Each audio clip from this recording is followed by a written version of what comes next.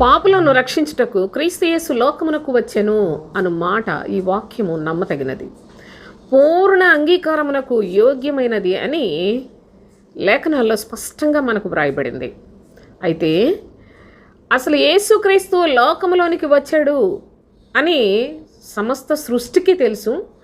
ఆయన శిలువ రాను మీద వేలాడి తన ప్రాణాన్ని అర్పణ చేశాడు లోకంలో ఉన్న పాపులందరినీ రక్షించడానికనే సత్యం కూడా తెలుసు. కానీ ఆయన సత్యవంతుడే, ఆయనను గూర్చిన మాట నమ్మతగినదే. కానీ ఆయనను గూర్చి ప్రకటించువారు చాలా నమ్మకస్తులుగా ఉండాలని, ఆ యొక్క నమ్మకత్వం కలిగిన వాడను కనుకనే నన్ను తండ్రి ఏర్పాటు చేసుకున్నాడని అపోస్తుడైన పౌలు తెలియజేస్తూ ఉన్నాడు. అయితే ఈ వాక్యాన్ని ప్రకటించేవారు ఎంతవరకు నమ్మకస్తులుగా ఉన్నారు, ఎంతవరకు విశ్వాస నియమమును అంగీకరించిన వారు ఉన్నారు? లోకములు విశ్వాసము అనేది పరలోకం గురించింది సోదరులారా.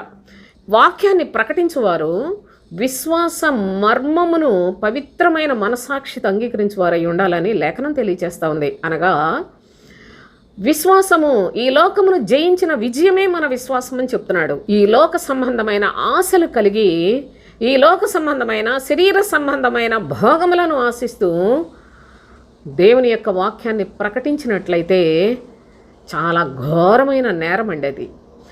ఎవరైతే ఈ శరీరాన్ని, లోకాన్ని, దాని యొక్క దురాశలన్నిటినీ జయిస్తారో అట్టివారు మాత్రమే వాక్యాన్ని ప్రకటించువారై ఉండాలి. ఎంతమంది ఈ విధముగా దేవుని వాక్యాన్ని ప్రకటించువారు మీకు కనిపిస్తారు? కనుక సత్యవంతుడైన దేవుని యొక్క లేఖనములు సత్యమైనవి, పరిశుద్ధుడు ఆయన చేసిన బలియాగము చాలా చాలా శ్రేష్టమైనది, ఆయనను గూర్చిన సంగతులన్నీ కూడా పూర్ణ అంగీకారానికి యోగ్యమైనవే.